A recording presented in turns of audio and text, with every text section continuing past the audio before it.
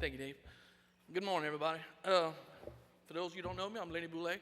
I've been coming to First Baptist here since '07. I was born and raised Catholic, grew up in Richard and did the altar boy thing and the whole Catholic thing, and got married.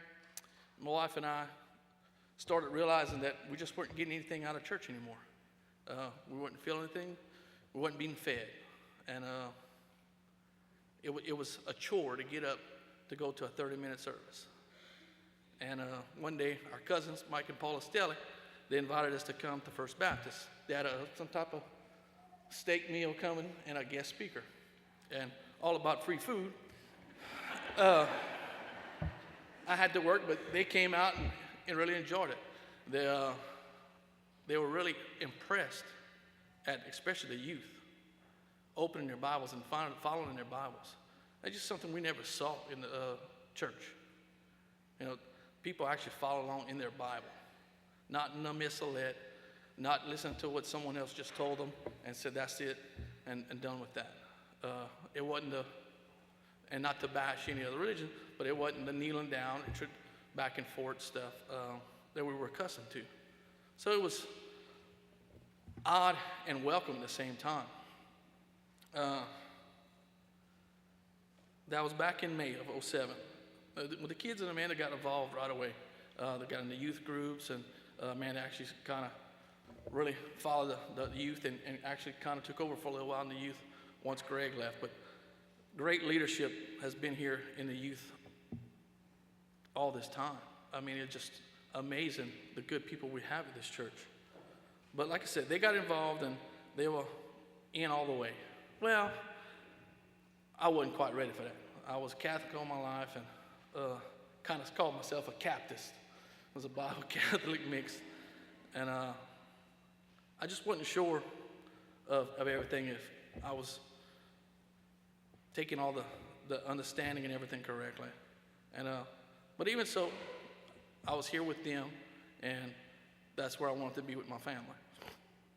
Well, we were kind of short-handed on the praise team, and they asked me to play bass. I was friends with Dr. Grawl. He knew I played guitars, and so I started playing bass in '09. And even though I was doing it for the church, it really wasn't about me.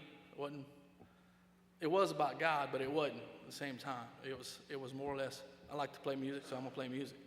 So that's what I did. Well, Pastor Tim kind of could see that, and one day he had a long talk with me, and he asked me where I was at in my faith. I said, "You want my honest answer?" I said, "Or you want the answer you want to hear?" Well, he said, "No, I want your honest answer." I said, "Well, I don't know.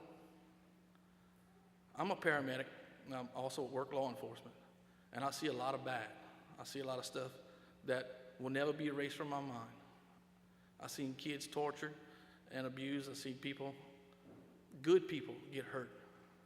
And I had questions. Why? These are good people, good God-fearing people. And they got people walking the streets that did never any good. Never. And wouldn't give you the time of day if you asked them. But these innocent children and good people are suffering. You know, and so Pastor Tim, we talked a little while, and he said, "Well, where are you at?" I said, "Well, I believe in God." He said, "Well, Lennie, the devil believes in God too."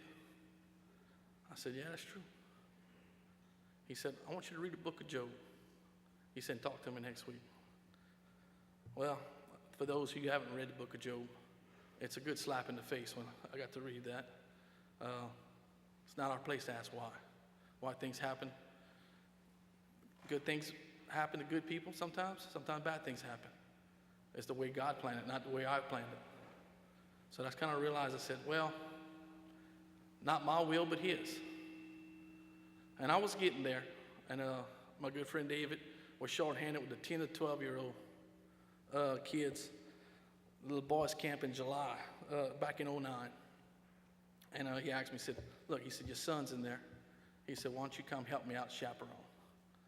And I'm thinking, all right, take a week off of work, go play some games with kids, I'm all about that.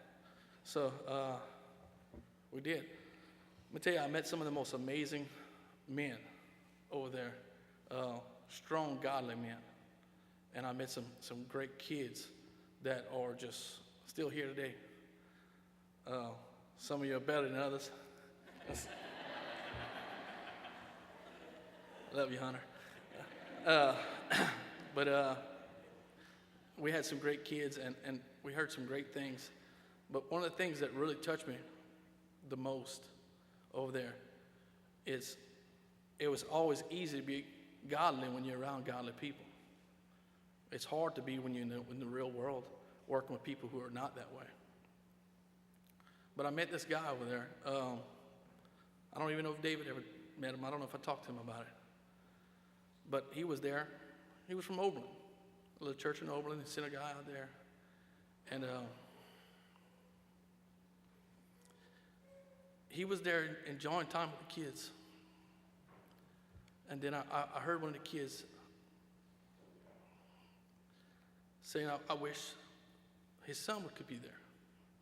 And I seen him kind of tear up. He said, me too. I didn't ask him, but I overheard him, one of the other counselors saying his son was killed in an accident a month before that. And he told him that it was okay because God just loaned him to him from now. That it wasn't his son, it was God's son.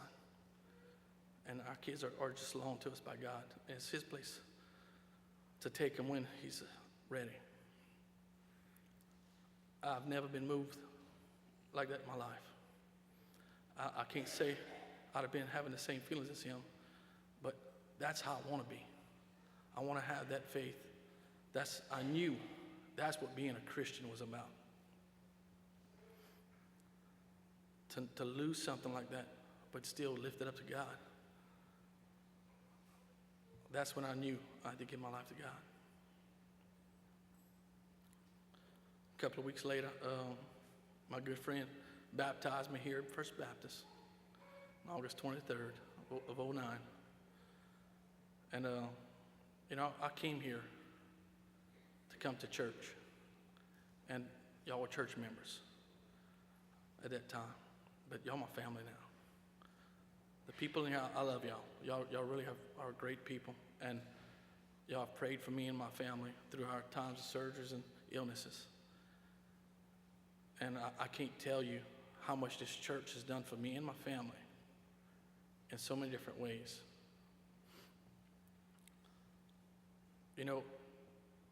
I'm not much on preaching and getting up here. I'm not the best speaker.